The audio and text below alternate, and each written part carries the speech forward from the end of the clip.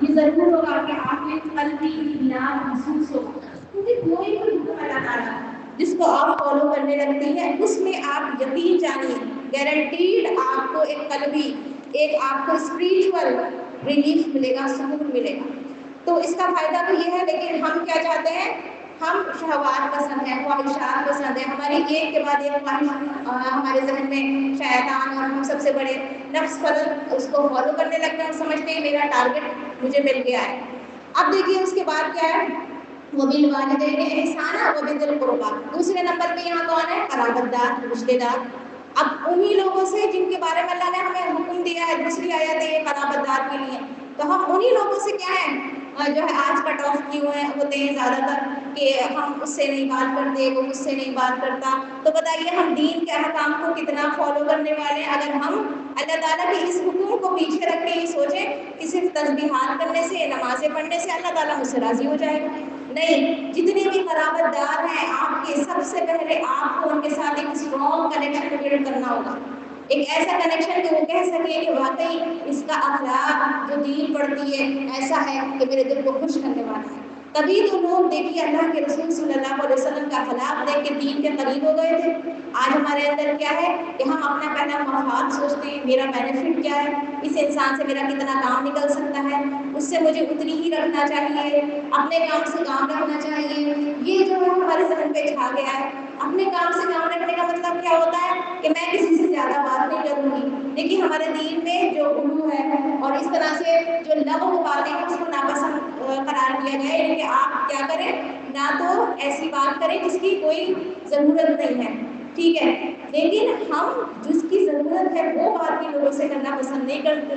جیسے کہ مان لیجیے ہمارے قرابت دار میں سے کوئی حقدار ہے کہ کوئی تکلیف میں ہے یا کوئی ضرورت میں ہے، تو ہمیں پتہ ہی نہیں ہوتی کس کے گھر کیا ہو رہا ہے، تو ہم کس طرح لوگوں کے کام آئیں، کس طرح ان کی تکالیف میں اللہ کے رسول صلی اللہ علیہ وسلم کے اخلاق کا مظاہرہ کریں گے جب ہمیں پتہ ہی نہیں ہوگا کہاں پر کیا چل رہا ہے۔ چلیے اب اس کے بعد کیا حکم ہے؟ والیتامى، یتامہ کا معاملہ جو ہے وہ بھی بڑا سخت ہے۔ اللہ کے رسول صلی اللہ علیہ وسلم نے آپ نے فرمایا کہ جو شخص یتیم کے سر پہ ہاتھ پھیرتا ہے تو اس کو اتنی نیکیاں ملتی ہیں۔ بہرحال یہ کیا ہے؟ وہ یتامہ جس کے بارے میں آپ کلیئر جانتے ہیں کہ اس کا والد نہیں ہے یا اس کی والدہ فوت ہو چکی ہیں، ان کا کوئی پرسان حال نہیں ہے، تو کتنے لوگ ہیں ذرا کاؤنٹ کریے، ذرا بیٹھ کے دیکھیے آپ کے اطراف میں، آپ کے پڑوسی میں، آپ کے رشتے داروں میں کس کس کے جو فادر ہیں وہ ایکسپائر ہو گئے۔ آپ یہ وہ ہمارے مواقع ہیں، وہ ہماری جو ہے نیکی کے موقع جس کو اگر آپ ڈیلی بیسس پہ یا منتھلی ان کو وزٹ کر آیا کریں، ان کے پاس بیٹھ آیا کریں، ان کی ضرورت پوچھ لیا کریں، تو ان کے کتنے غم ہلکے ہو جائیں گے کہ ہاں ہمیں کوئی پوچھنے والا ہے، ہمارے ماں باپ نہیں رہے تو یہ نیکیاں ہیں جن کو ہمیں سمیٹنا چاہیے، اسی سے ہمارا دین مکمل ہوتا ہے۔ اس کے بعد کیا ہے؟ والمساکین، اب مساکین کو آپ سمجھیے، مساکین کون ہوتے ہیں؟ یہ سرکنہ سے بنا ہے ورڈ، سرکنہ کہتے ہیں کسی چیز میں رکاوٹ آ جانا، یعنی کہ ایسا شخص جس کی دنیا کی ایکٹیویٹیز رک کر رہ گئی ہیں، یعنی کہ ایسا نہیں ہے کہ اس کے پاس مال نہیں تھا یا مال نہیں ہے، بلکہ اس کے ساتھ کوئی ایسی مجبوری لاحق ہو گئی ہے، کوئی ایسا مرض لگ گیا ہے اس کو، یا اس کے ساتھ کچھ ایسا ہو گیا جیسے کہ بہت سارے لوگ جیل میں چلے جاتے ہیں، یعنی ان کے پاس سب کچھ حق پر بھی ہوتے ہوئے وہ لوگ کیا ہیں؟ آج کچھ نہیں کر سکتے۔ تو ایسے مساکین کی تلاش کریے اور ایسے مساکین کو تلاش کر کے ان کے ساتھ سوچئے کہ کیا صدقات یا کیا اخلاقیات ہمیں اپنانا چاہیے، تو یہ اللہ کا حکم ہے۔ ورنہ اللہ تعالیٰ کہہ دیتے ایک بات سمپل کہ لوگوں کے ساتھ اچھا اخلاق کرو، لیکن اللہ تعالیٰ لوگ نہیں کہہ رہے ہیں، یہاں پہ ون بائی ون اس جو ہے کیٹیگریز کو بتا رہے ہیں کہ دیکھو سب سے پہلے والدین ہیں، اس کے بعد تمہارے رشتے دار ہیں، اس کے بعد یتیم بچے بچیاں، اس کے بعد مساکین ہیں۔ تو یہ اب اس کے بعد دیکھیے والجار ذی القربی، قریب کا پڑوسی یا قرابت دار پڑوسی۔ اب آج کل تو ہمارا ماحول ایسا ہو گیا ہے اور میٹرو سٹیز میں جائیے تو وہاں پر تو ایک کمپارٹمنٹ سے دوسرے یا ایک فلیٹ میں دوسرے کا پتہ نہیں ہوتا کہ کہاں پر کیا چل رہا ہے، جبکہ اسلامی تعلیم یہ نہیں ہے، اسلامی معاشرہ اس طرح سے نہیں بنا تھا، اسلامی معاشرے میں پڑوسی کے بڑے حقوق ہیں۔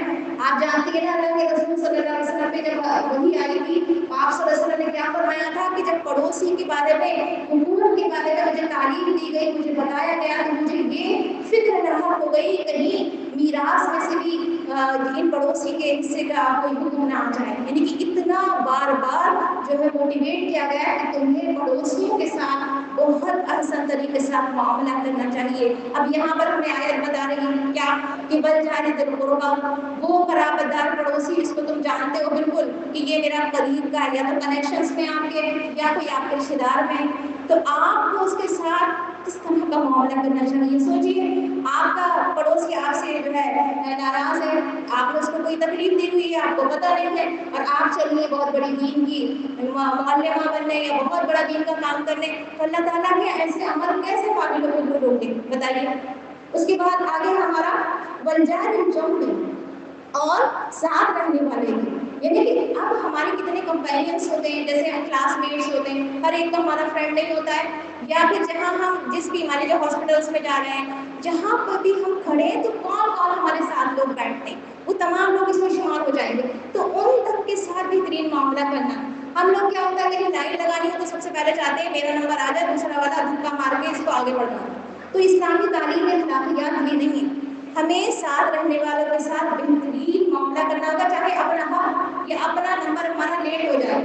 یہ ہے ہمارا دین کا نمونہ. اس کے بعد اور مسافر کے ساتھ بھلائی کرو. اب سفر کرنے والے آج کل کے تو سفر اتنے لگزریس ہو گئے ہیں کہ اب یہ سوچنا جو ہے محال ہے، لیکن پھر بھی آپ یہ جانتی ہیں ابھی آپ کہیں سے سفر کر کے آئی ہوں گی تو جس طریقے سے آپ آئیں گی تو سفر کی مشکلات ہوتی ہیں، اور اس کو بیئر کرنا، اس کو اٹھا کے ایک مسافر کے لیے پتہ ہوتا ہے اگر لمبا سفر ہے تو بیچ میں کتنی مشکلات آ سکتی ہیں. تو اس دوران ان مسافروں کے ساتھ بہترین اخلاق کے ساتھ پیش آنا. اب کیا ہوتا تھا پہلے کے دور میں، کیونکہ پیدل سفر ہوتے تھے، جو راستے کا سر و سامان جو بھی ہوتا تھا وہ کبھی کبھی لٹیرے مل جایا کرتے تھے، یا کھانے پینے کا سامان ختم ہو جایا کرتا تھا. تو کیا ہوتا تھا لوگوں کو یہ پریشانی ہوتی تھی کہ بیچ میں یا تو کیا ہوتا تھا انہیں قتل کر دیا جاتا تھا اگر کوئی ڈاکہ ڈالنے والا مل گیا. لیکن آج کے دور میں کیا بہت سارے ایسے لوگ جو طلباء میں آتے ہیں، یعنی کہ اسٹوڈینٹس ہیں، باہر سے آ کے رہ رہے ہیں، کبھی مسافر کے درجے میں، یعنی کہ ابھی اپنے گھروں تک واپس نہیں لوٹے. تو آپ کو گھر کی اہمیت پتہ ہوگی، کبھی آپ گھر سے باہر نکلتی تو گھر یاد آتا ہے، گھر کا آرام یاد آتا ہے کہ ہم گھر پہ ہوتے تو کتنا پانی مل جاتا. تو ہر مسافر کو ہمیں اس کا جو رائٹ ہے، یعنی کہ اگر وہ پانی چاہیے آپ اسے پوچھ لیں، یا اس کو بیٹھنے کے لیے جگہ چاہیے، وہ کہیں باہر سے آیا ہوا ہے، اس کا کوئی کام نہیں بن رہا، تو اس سے پوچھ لیجیے کہ تمہارا کیا کام ہے، کس طرح میں تمہارے کام آ سکتی ہوں. تو یہ ہے اخلاقیات بندوں کے حقوق. اب دیکھیے اس کو آیت کو ہم نے تھوڑا سا سمجھنے کی کوشش کی ہے. اب میں یہ چاہتی ہوں کہ کیونکہ ہم میں سے ہر شخص جنت کا خواہش مند ہے، اللہ تعالیٰ کی رضا کا طالب ہے، اور ہم اتنا بھی جانتے ہیں اچھی طرح کہ جب تک ہم اللہ تعالیٰ کی جو قرآن مجید میں احکام ہیں اس پر عمل نہیں کریں گے، اور اللہ کے رسول صلی اللہ علیہ وسلم نے جو ہمیں تعلیم دی اس کی اتباع نہیں کریں گے، تب تک نہ تو ہمارا دین مکمل ہوگا، نہ اللہ تعالیٰ ہم سے راضی ہو جائے. تو اب کیا ہے، میں چاہتی ہوں کچھ احادیث کے ذریعے ہم اس بات کو سمجھنے کی کوشش کریں. دیکھیے سب سے دو وجوہات ہیں جس کی وجہ سے ہم لوگوں کے ساتھ اچھا معاملہ یا احسن معاملہ یا بہترین اخلاق کے ساتھ پیش نہیں آتے. ایک تو ہمیں یہ احساس ہوتا ہے کہ دوسرے نے ہم پر زیادتی کی ہوئی ہے، یعنی کہ کہیں نہ کہیں اس نے ہمیں ستایا ہوا ہے، کہیں نہ کہیں اس نے میرے دل کو دکھایا ہوا ہے. تو دیکھیے اس بارے میں اللہ کے رسول صلی اللہ علیہ وسلم نے ہمیں جو ہے کیا جو ہے تعلیم دی ہے. دیکھیے اگرچہ آپ مظلوم ہیں، مان لیجیے پہلا کیس یہ ہے کہ آپ واقعی آپ کو ستایا گیا، آپ کو پریشان کیا گیا، تو صرف مظلوم کو یہ حق ہے کہ وہ ظالم کے حق میں بددعا کر سکتا ہے. مطلب میں یہ نہیں کہہ رہی کہ آپ بددعا کریے، لیکن ایک جو ہائی آپ کا جو ایموشنس جا رہے ہیں اور آپ کیا ہو رہے ہیں کہ اس نے میرے ساتھ، تو صرف مظلوم کو یہ ہے. اور آپ کو میں بتاؤں چھٹے پارے کی پہلی آیت ہے لا یحب اللہ الجہر الا من ظلم. اللہ تعالیٰ کبھی بھی برائی کا ظاہر کرنا پسند نہیں کرتا مگر جس پر ظلم ہوا، یعنی کہ وہ تو بتا سکتا ہے کہ مجھے یہ ستایا گیا.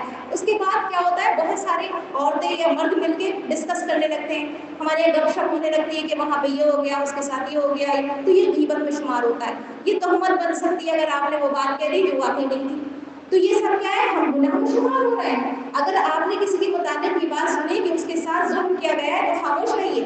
اگر آپ کو یہ اختیار ہے کہ اس کے ساتھ انصاف کرا سکتی ہیں تو شامل ہوئی ہے اس گفتگو میں، ورنہ اس گفتگو سے بالکل اجتناب رکھیے، اس سے اوائڈ کریے ایسی باتوں سے، کیونکہ آپ کو کیا حاصل ہے، کیا مل جائے گا آپ کو. اور ہاں اگر آپ اس حق کے لیے آواز اٹھا سکتی ہیں، آپ اس کے لیے کچھ کر سکتی ہیں تو ضرور سنیں اور خاموشی سے اس مسئلے کو حل کر دیں، صرف خاموشی سے. اب اس کے بعد دیکھیے کیا ہے، اب کہیں کہیں ایسا ہوتا ہے انسان کیونکہ جو ہے انسان نفس سے اس کے ساتھ لگا ہوا، انسان الٹی سیدھی بات کوئی منہ سے نکال بھی دیتا ہے غصے میں آ کر، جذبات میں آ کے، تو جھگڑے کی کیفیت بھی کبھی کبھی طاری ہو جاتی ہے لوگوں میں کہ آپس میں کہا سنی ہو جاتی ہے۔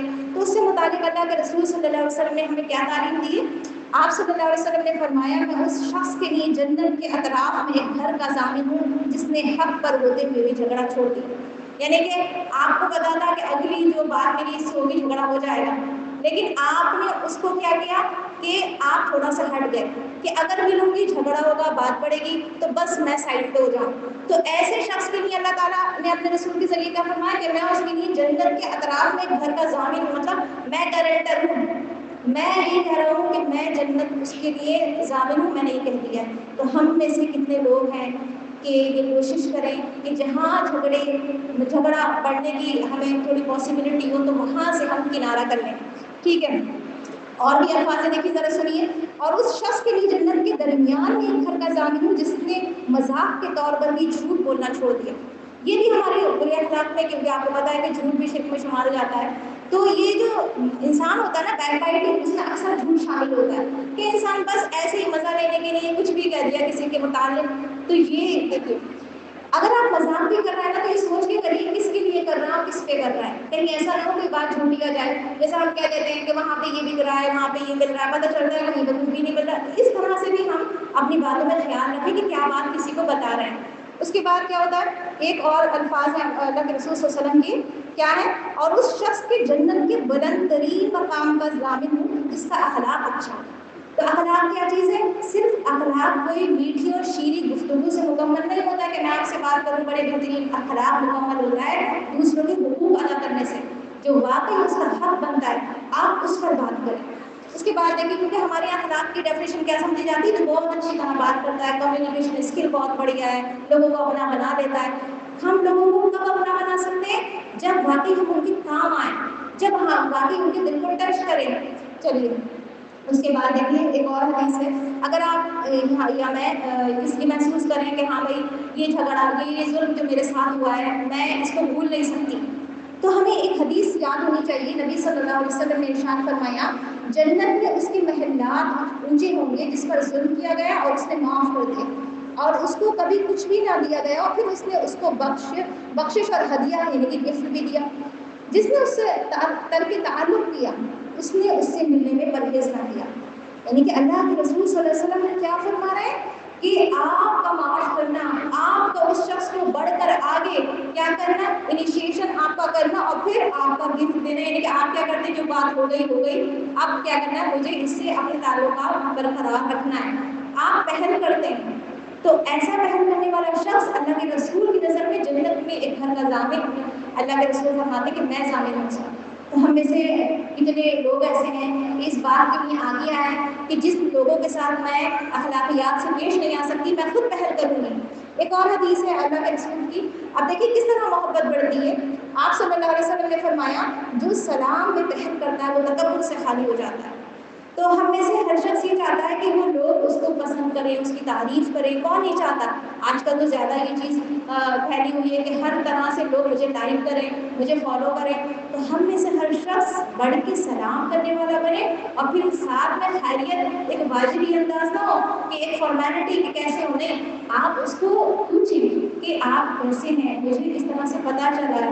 اگر آپ واقعی اس کی خیر خبر رکھتے ہیں تو آپ کو معلوم ہوگا اور آپ اس سے تسلی میں ریلیکس ہو کے پوچھیں کہ آپ کا حال کیسا ہے، آپ کئی دنوں سے ہمارے یہاں نہیں آئے۔ تو اس طرح کی جو اخلاقیات کی جو بات چیت ہوتی ہے اس طرح سے معاملات درست ہو جاتے ہیں اور جو پہلے کے جھگڑا یا کوئی بھی بات نگیٹیوٹی آپ کے ذہن میں ہوتی ہے وہ انسان بھول جاتا ہے۔ چلیے اس کے بعد ایک اور حدیث ابو ہریرہ رضی اللہ تعالیٰ عنہ سے روایت ہے کہ آپ صلی اللہ علیہ وسلم نے فرمایا کہ موسیٰ نے اپنے عمران نے عرض کیا کہ اے میرے رب تیرے بندوں میں سب سے زیادہ عزت والا کون ہے؟ اللہ تعالیٰ نے فرمایا جو شخص قدرت رکھتے ہوئے بھی معاف کر دے، یعنی کہ اس کو یہ کیپیسٹی تھی کہ وہ ایک تھپڑ لگا دے، یعنی کہ بڑا تھا ہمارے لیے اور وہ چھوٹے کو ڈانٹ سکتا تھا، اس کے پاس قدرت تھی لیکن پھر بھی اس نے کیا کر دیا، اگنور کر دیا اور معاف کر دیا۔ لیکن یہ یاد رکھیں کہ وہ معافی کا درجہ یا مقام ہے یا پھر اصلاح کی زیادہ ضرورت ہے۔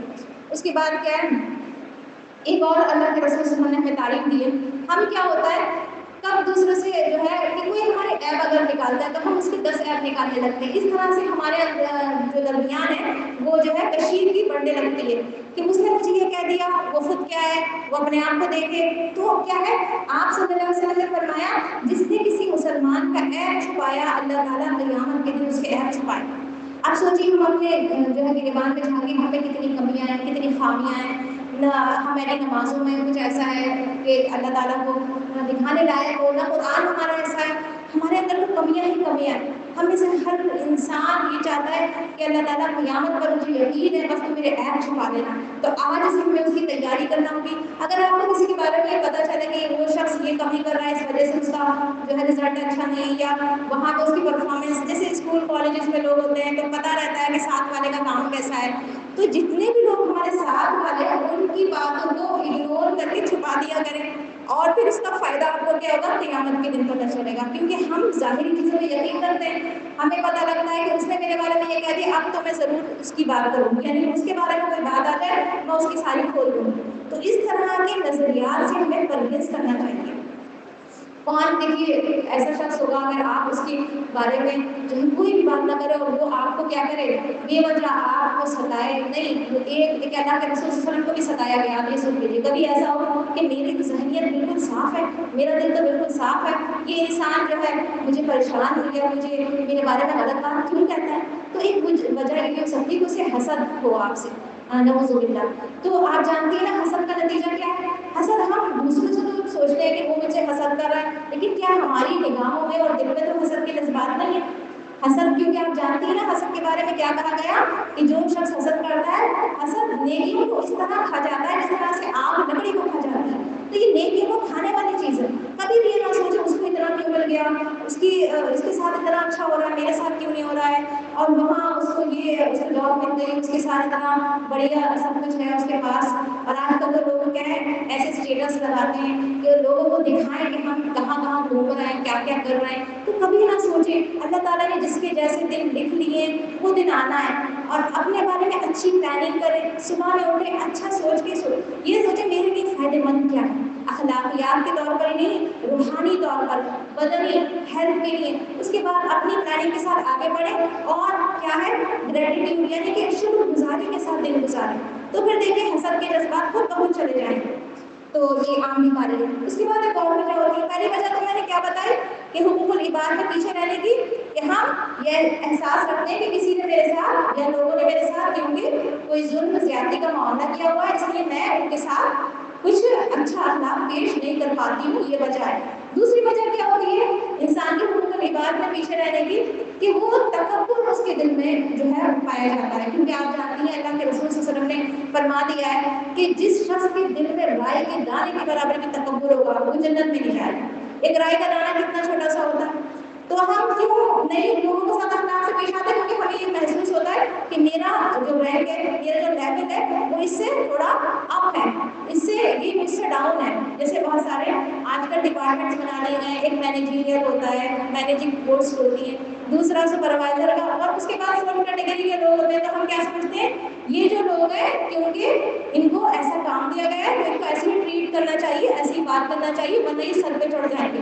نہیں، آپ جس کا جتنا حق بنتا ہے اس طریقے سے بات تو کر کے دیکھیں، وہ آپ کو زیادہ عزت دیں گے. جتنی عزت بانٹیں گے اتنی عزت ملے گی. اب جس شخص کے دل میں تکبر آ گیا کہ میں بڑا ہوں، میں کچھ ہوں، اگر آپ کسی کی زیادہ تعریف کرتے ہیں تو سب سے پہلے اس کے دل میں احساس آتا ہے کہ ہاں میں کچھ ہوں. آپ کہیے الحمدللہ کہ اللہ نے مجھے یہ موقع دیا، کہ اللہ نے مجھے یہ نعمت دی، ورنہ تو کیا میں کوئی چیز نہیں ہوں. اگر یہ چھن جائے تو میرا کیا حال ہو. صحت ہے نعمت ہماری، اور جو وہاں جو گھر میں ملا ہوا کب تک ہم اس گھر میں رہ پائیں گے، کچھ نہیں پتا کب کیا ہو جائے. اس کی تکبر کی تو کوئی گنجائش ہی نہیں ہے. آپ سوچئے اگر ایک دن تکبر میں ہوگا تو اس دن کی نیکیاں بھاری ہو جائیں گی. اس کے بعد میں چاہتی ہوں کچھ احادیث آپ کے سامنے رکھ دوں.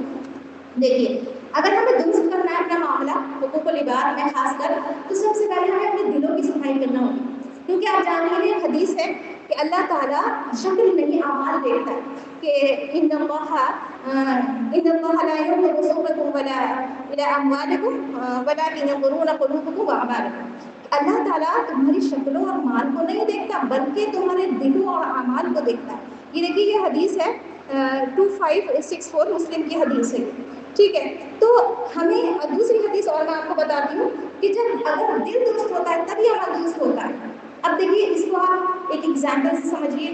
جس وقت آپ کا دل بھرا ہوا ہو اور آپ کے ذہن میں آپ بہت مصروف ہو, جیسے عصر کا ٹائم ہوتا ہے, مصروفیت میں نماز پڑھتے ہیں, تو کیا ہوتا ہے یہ نہیں پتہ چلتا کہ میں نے کیا پڑھا, کیا مانگا اللہ تعالیٰ سے.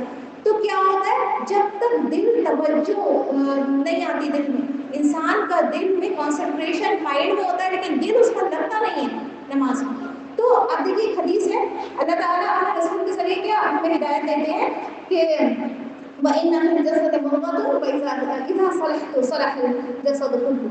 کہ کیا ہے, بخاری کی حدیث ہے, حدیث نمبر 52 ہے یہ, کہ اگر جسم خبردار, وَإِنَّ فِي الْجَسَدِ کر کے الفاظ ہے, خبردار جسم میں ایک ٹکڑا ہے گوشت کا, اگر وہ درست ہو جائے تو پورا جسم درست ہو جاتا ہے. تو ہمیں اپنی پوری باڈی پہ کنٹرول اگر رکھنا ہو تو ہمیں اپنے ہارٹ پہ دیکھنا ہوگا اس میں کون کون سی چیزیں آ گئی ہیں. جیسے ایک برتن ہوتا ہے, اگر آپ بہت اچھی کوکنگ کرنے والی ہیں تو آپ کو پتا ہوگا ایک انگریڈینٹ بھی زیادہ کر دیں, آپ ایک آئٹم کی بھی ذرا سی بھی کوانٹٹی بڑھا دیں, نمک بڑھا دیں, مرچ بڑھا دیں, تو وہ کیا ہوتی ہے پورے کے پورے کیا ہوتی ہے خراب ہو جاتا ہے. تو اسی طرح دل کے حالات ہے, تکبر ذرا سا زیادہ آ گیا, تکبر تو ہونا نہیں چاہیے لیکن آپ نے غلط اپنے دل میں ڈال دیا, نگیٹیوٹی بدگمانیاں ڈال دی اپنے دل میں, تو کتنی بھی نیکیاں کہہ لیجیے وہ سب کیا ہے مکس اپ ہے برائیوں کے ساتھ. تو ہمارے دل میں یہ سوچنا ہوگا ہمیں کہ کیا میں کسی کے لیے برا خیال تو نہیں رکھتی ہوں, کیا کسی کے لیے میرے دل میں بار بار برے خیال تو نہیں آتے, کیا میں جو برے ارادے تو نہیں رکھتی ہوں کہ آگے میں یہ کروں گی تو یہ کرے گا میرے ساتھ, یہ کرے گی. تو اس طرح کے جو جذبات ہوتے ہیں ہمیں دین میں اللہ تعالیٰ کے قرب میں آگے نہیں بڑھنے دیتے, اللہ کے رسول کی محبت ہمارے دل میں ڈالنے نہیں دیتے. ہم کیا سمجھتے ہیں میں صرف جو ہے خوب درود پڑھوں گی آ جائے گی محبت, آئے گی ضرور آئے گی, اللہ کے رسول کا نام ایسا ہے بار بار پڑھی ضرور آئے گی. لیکن جب تک دل پاکیزہ نہیں ہے تو سوچیے کس طرح اچھے جذبات ہمارے دل میں ٹک سکتے ہیں. ٹھیک ہے, اب حدیث پہ آتے ہیں. اللہ کے رسول صلی اللہ علیہ وسلم نے جو ہمیں ارشاد فرمایا ہے کہ مسلم کی حدیث ہے 2626 کہ کسی بھی عمل کو حقیر نہ سمجھیں. کیسے عمل کو, کسی, اللہ کے رسول صلی اللہ علیہ وسلم نے ارشاد فرمایا کسی نیک کام کو حقیر نہ سمجھ, چاہے اپنے بھائی سے خندہ پیشانی سے ملنا ہی کیوں نہ ہو. اب یہاں پہ ہمیں ایک نیکی بتائی گئی کہ جیسے کہ اپنے بھائی کے ساتھ, بھائی کا مطلب یہ نہیں ہے کہ کوئی آپ کے خون کا رشتہ ہے, بلکہ کوئی بھی اسلام میں جو مسلمان بھائی ہے اگر آپ اس کے ساتھ خندہ پیشانی کا مطلب ہوتا ہے کلیئر کٹ مائنڈ ہے آپ کا, کچھ بھی آپ کے ذہن و دل میں نہیں, اس کے خلاف برائی, اس سے آپ ملاقات کرتے ہیں تو اس کا آپ یہ مت جانیے کہ آپ نے کوئی نیکی نہیں کی, بلکہ یہ آپ کی نیکی ہے کہ آپ نے بہتر انداز میں اس سے ملاقات کی, آپ کے ذہن میں کچھ نہیں تھا, دل میں کچھ نہیں تھا. تو یہ اس کے بعد دیکھیے ایک اور حدیث ہے کہ اللہ کے نزدیک سب سے محبوب لوگ کون ہوں گے. یہ حدیث ہے مسند احمد کی 12491, احب الناس الی اللہ انفعهم للناس, کہ کیا ہے اللہ کے نزدیک سب سے محبوب لوگ وہ ہیں جو لوگوں کو سب سے زیادہ فائدہ پہنچاتے ہیں. اب ہم چاہتے ہیں کہ اللہ تعالیٰ کے پیارے بن جائیں, ایسے نہیں ہوگا, ہمیں بہت اسٹرگل کرنا ہوگا, بہت محنت کرنا پڑے گی, ہمیں لوگوں کے کام آنا ہوگا. آپ دیکھیے پہلے کے لوگ کیا کرتے تھے, خدمت کرتے تھے. ابھی آپ دیکھیے دوسری کمیونٹی کے دوسرے ریلیجن میں یہ کام بہت کیا جا رہا ہے, خدمت کرتے, وہ پانی پلاتے ہیں, شکر پلاتے ہیں, کھانے کھلاتے ہیں, لنگر. تو یہ بات کیا ہے, ہمارے یہاں اللہ کے رسول نے سب سے پہلی تعلیم دی دین کی کہ دین کیا ہے, تو کہا گیا ہے سلام پہ پہل کر اور لوگوں کو کھانا کھلاؤ. آپ جانیے کہ مجھے یہ حدیث پڑھ کے بڑی حیرت ہوئی, اللہ کے رسول صلی اللہ علیہ وسلم کتنا بڑا کام کرنے جا رہے ہیں اور کیا حکم دے رہے ہیں, دین کیا ہے, اسلام کیا ہے کہ لوگوں میں سلام کو عام کرو اور کھانے کھلاؤ. تو یہ کیا ہوتا ہے, اب ہمیں کیا ہوتا ہے کہ ہمارے گھر میں کوئی آئے گا, کتنا ہمارا ڈسٹربینس ہوگا, ہم کھانا بنائیں گے, گرمی ہو رہی ہے, باتیں ہو رہی ہیں, تو بہت سارے ایسے نیکیوں میں ہم پیچھے رہ جاتے ہیں اور ہم سمجھتے ہیں یہ کیا نیکی ہے, میں اپنی نمازیں پڑھ لوں سکون سے بس. نہیں, ہمیں لوگوں کو فائدہ پہنچانا ہے, ان کو جن کو واقعی کسی فائدے کی, کسی نیکی کی. اب آپ دیکھیں بہت ساری چیزیں آپ سے ایسی ہوتی ہیں ڈسکس کرنے کا حل ہو جاتی ہیں, لوگوں کے درمیان بیٹھتے ہیں, کسی کے گھر جاتے ہیں, اپنا دل ہلکا ہو جاتا ہے, کسی سے مل کر بات چیت کرتے ہیں تو اس کے بارے میں پتہ چلتا ہے, تو ہمیں سبق ملتا ہے کہ دیکھو یہ انسان کی تو آزمائش ہے کسی, اور اللہ تعالیٰ نے اگر مجھے کوئی ٹیمپرری, مجھے کچھ ایسے ٹیسٹ میں ڈالا ہوا تو کوئی بات نہیں, اللہ تعالیٰ نے تو اس دنیا میں ایسا کچھ چل رہا ہے کہ میں بہت کیا ہوں, اللہ تعالیٰ کی طرف سے بہت رحم و کرم ہوں. تو اس طرح سے انسان کو سبق ملتا ہے لوگوں سے ملتے ہیں. اس کے بعد دیکھیے راستے سے تکلیف دہ چیز ہٹانا بھی نہیں ہے, جانتے تو ہم یہ بات, لیکن ہم کیا کرتے ہیں صرف راستے کا پتھر نظر آئے گا تو ہٹا دوں گی, نہیں. کیا ہے یہ حدیث مسلم کی 35, وتميت الاذى عن الطريق صدقہ، کہ راستے سے تکلیف دہ چیز کا ہٹا دینا بھی صدقہ یعنی نیک عمل ہے۔ اب یہ کیا ہوتا ہے، آپ کہیں جا رہے ہیں، آپ کو جیسے میں نے ابھی مسافر کے تعلق سے آپ کو بتایا، کوئی شخص یا کوئی چیز ایسی لگی آپ کو کہ یہ لوگوں کو بہکا دے گی، غلط راستہ بتائے گی، لوگوں کو مس گائڈ کرے گی، لوگوں کے لیے تکلیف کا سبب بنے گا، یہ شخص یہ چیز آپ نے اس کو ریموو کر دیا، یہ ریموو کرنے کے ہٹانے کی کوشش کی کہ نہیں ایسا مت کرو، اس سے لوگوں کو نقصان ہو جائے گا، لوگ اس سے بہک جائیں گے۔ یہ تمام اعمال ایکٹیویٹیز کس میں آتی ہیں، صدقات میں آتی ہیں۔ تو ایسے صدقات کو بڑھ کے کیا کریں۔ ہم کیا ہوتا ہے راستے سے گزرتے ہیں تو یہ ہوش بھی نہیں ہوتا کہ وہاں پر کیا ہے، مطلب اگر ہم پیدل بھی ہیں، مان لیجیے اگر ہم کسی ایسی سواری میں جہاں پر ممکن نہیں ہے کہ راستے کی تکلیفیں دیکھنا، اگر ہم پیدل بھی ہیں تب بھی ہم اگر کوئی گر رہا ہے تو گرنے دیں گے، اگر کوئی مر رہا ہے تو مرنے دیں گے نہیں، بلکہ راستے میں آپ یہ دیکھیے کہ کون سی ایسی تکلیف جس کو اگر آپ ہٹا دیں تو صدقہ کریں گے بہت بڑا۔ اس کے بعد دیکھیں ترمذی کی حدیث ہے 2003 کہ کیا ہے، اچھا اخلاق اس میں بتایا گیا سب سے وزنی عمل ہے، ما من شیء اثقل فی المیزان من حسن الخلق، کہ قیامت کے دن میزان میں سب سے بھاری چیز اچھا اخلاق۔ اور میں نے آپ کو بتا دیا اخلاق صرف یہ نہیں ہوتا کہ شیریں گفتگو کریں، میٹھے انداز میں بات کریں، اخلاق کیا ہے، مکمل ایک ضابطۂ عمل ہے جس کو آپ لوگوں کے ساتھ اللہ تعالیٰ کے احکام اور اللہ کے رسول کے احکام کی روشنی میں عمل کرتے ہیں کہ مجھے وہی کرنا جو اللہ کے رسول نے جو ہے مجھے تعلیم دی ہے، یہ اللہ تعالیٰ ہے۔ اس کے بعد دیکھیے ایک اور حدیث ہے، بخاری کی حدیث ہے 6125، تو کیا حدیث ہے، لوگوں کے لیے آسانی پیدا کرنے کے تعلق سے اللہ کے رسول صلی اللہ علیہ وسلم نے فرمایا یسروا ولا تعسروا، لوگوں کے لیے آسانی پیدا کرو سختی نہ کرو۔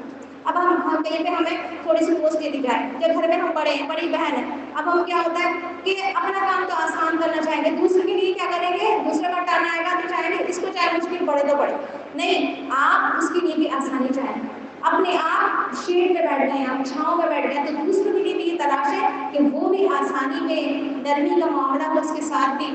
تو یہ عمل کیا ہے، اللہ کے رسول صلی اللہ علیہ وسلم نے حکم دیا ہے، یہ اخلاقیات میں سے۔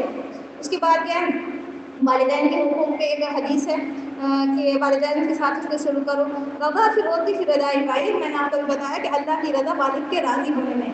اب ہم تو کیا سوچتے ہیں، میری رضا بس میرا سیٹسفیکیشن، میں کیا چاہتی ہوں، ہمارے ذہن میں کیا سوال ہے کہ مجھے کیا چاہیے، اب اس سے کسی کو نقصان ہو یا فائدہ ہو اس سے مجھے زیادہ کوئی مطلب نہیں، تو یہ ہمارا دین بھی ہے۔ اسی طرح دیکھیے مسکراہٹ بھی صدقہ ہے، ترمذی کی حدیث ہے 1956، یعنی کہ اگر آپ کسی کو کچھ بھی نہیں دے سکتے تو اس کو اسمائل دیجیے، وہ آپ کے قریب آئے گا، وہ آپ سے اٹیچ ہوگا، ہو سکتا ہے ایک بار وہ ہیزیٹیٹ کر جائے، نیکسٹ ٹائم تو آپ سے بات کرنے کی سوچے گا کہ مجھے دیکھ کے مسکراتی ہے، میں اس کے قریب جاؤں، اس سے بات کروں، تو اس طرح سے لوگ آپ سے کنیکٹ ہوں گے، اور جتنا زیادہ سوشلائزیشن آپ کا ہوگا اتنے زیادہ نیکیوں کے مواقع ہمیں مل سکتے ہیں۔ ایک اور حدیث ہے میرے سامنے کہ بخاری کی حدیث ہے 2989، رسول کریم صلی اللہ علیہ وسلم نے فرمایا انسان کے ہر ایک جوڑ پر صدقہ لازم ہوتا ہے، ہر دن جس میں سورج طلوع ہوتا ہے، پھر اگر وہ انسانوں کے درمیان انصاف کرے، یہ عدل کے الفاظ میں نے آپ کو بتایا تھا، اس میں بھی عدل لکھا ہوا ہے، میں دوبارہ پڑھ رہی ہوں، انسان کے ہر ایک جوڑ پر صدقہ لازم ہوتا ہے، ہر دن جس میں سورج طلوع ہوتا ہے، پھر اگر وہ انسانوں کے درمیان انصاف کرے تو یہ بھی ایک صدقہ ہے، اور کسی کو سواری کے معاملے میں اگر مدد پہنچائے اس طرح پر کہ اسے اس پر سوار کرائے یا اس کا سامان اٹھا کر رکھ دے تو یہ بھی ایک صدقہ ہے، اور اچھی بات منہ سے نکالنا بھی ایک صدقہ ہے، اور ہر قدم جو نماز کے لیے ہوتا ہے وہ بھی صدقہ ہے، اور اگر کوئی راستے سے کسی تکلیف دینے والی چیز کو ہٹا دے تو یہ بھی ایک صدقہ ہے۔ ٹھیک ہے، تو صدقے کا مطلب یہ نہیں ہے کہ میرے پاس مال نہیں ہے تو میں کیا کروں، ہے میرے پاس تو اپنے لیے پیسے نہیں ہوتے میں کس کو کیا دوں، آج کل سب کو واقعی پیسوں کی ضرورت ہے ورنہ تو کوئی ایسا کچھ نہیں ہوتا۔ تو دیکھیے ابھی صدقات ہماری ایک کلاس تھی، اس میں مجھے تھوڑا ڈیپلی حدیث کو جب ہم نے غور کیا تو اللہ کے رسول نے فرمایا اس شخص کے بارے میں جس کے پاس کوئی زیادہ مال نہیں، تو اللہ کے رسول نے فرمایا کسی کو نیک بات کہنا اور برائی سے روکنا تمہارے لیے صدقہ ہے۔ کب صدقہ ہے؟ جب تمہارے پاس کچھ بھی نہیں ہے دینے کے لیے، جیسے میں نے بتایا مسکراہٹ بھی ایک صدقہ ہے، راستے سے ہمیں پتہ چلا تکلیف دہ چیز کا ہٹانا صدقہ ہے، تو نیکیاں تو بھری پڑی ہیں ہمارے پاس مواقع چاروں طرف، ہم کیا نہیں کرنا چاہتے، ہم اٹھ کے کچھ کرنے کی سے پہلے سوچتے ہیں میرا اپنا فائدہ کس میں، جب تک ہمارا فائدہ لوگوں کے فائدے میں، یعنی کہ جب ہم لوگوں کے کام آتے ہیں تو اللہ تعالیٰ، مجھے یہ حدیث میرے سامنے نہیں اس وقت اور رہ گئی، میں اس کو نوٹ کرنا چاہیے تھا کہ اللہ تعالیٰ نے خود فرمایا جو لوگوں کے لیے آسانی پیدا کرتا ہے اللہ تعالیٰ اس کے لیے آسانی پیدا کرتا ہے. یہ صحیح حدیث بتا رہی ہوں. ہم کیا چاہتے ہیں میرا یہ کام ہو جائے، بنتا کیوں نہیں میرا یہ کام، میں اتنا کچھ کرتی ہوں یہ نہیں ہوتا. تو کہیں ایسا نہ ہو کہ ہمارے اندر کوئی رکھنا ہمارے عمل میں یعنی کوئی ایسی خطا ہو رہی ہو کہ ہم ان لوگوں کو اگنور کر رہے ہیں، ان کے حقوق کو جن کو ہمیں حقوق ان کے ادا کرنا چاہیے، جن کے ساتھ اخلاق سے پیش آنا چاہیے، جن کے پاس ہمیں جانا چاہیے ہم نہیں جاتے ان کے پاس، جن کی تکلیف کا ہمیں پوچھنا چاہیے اور اپنی تکلیف دور کر سکتے ہیں. کیپیسٹی ہے ہمارے اندر، ہم نہیں کرتے، نہیں دل چاہ رہا ہمارا، نہیں ہم سے کون پوچھے گا. اگر ہم نیکی نہ کریں، نماز نہ پڑھیں تو گھر والے دیکھیں گے کہ نماز نہیں پڑھتی.